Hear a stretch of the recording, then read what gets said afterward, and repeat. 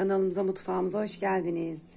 Bugün sizlere patlıcan közlemesi ve yumurtalı tavada nasıl yapılır onu size göstereceğim.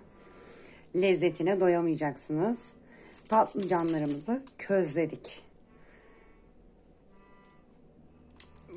Bıçakla deldim her birerini ve közledim ve şimdi soyacağım.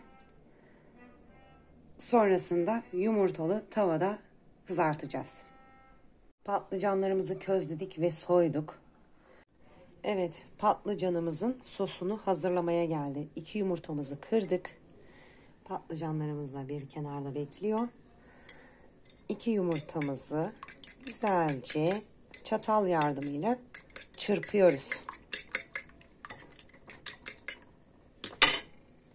Biraz dağıttıktan sonra bir çay kaşığı tuzumuzu içerisine döküyoruz.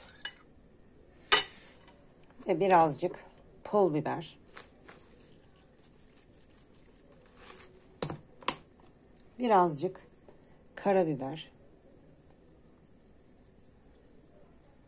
Bu göz kararı yapıyorum. İsterseniz siz ölçüyle de yapabilirsiniz. Yumurtamızı güzelce çırptık. Ve patlıcanlarımızı bir bıçak yardımıyla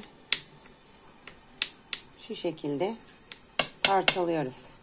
İki patlıcanımızı da bıçak yardımıyla bu şekilde yaptım ve yumurta sosumuzun içine bandırıyorum. Bir miktar tavaya yağ aldık ve kızdı.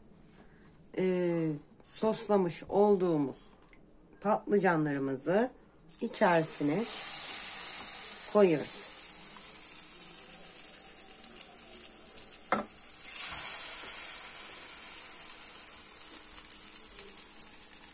Alt üst yapıyoruz.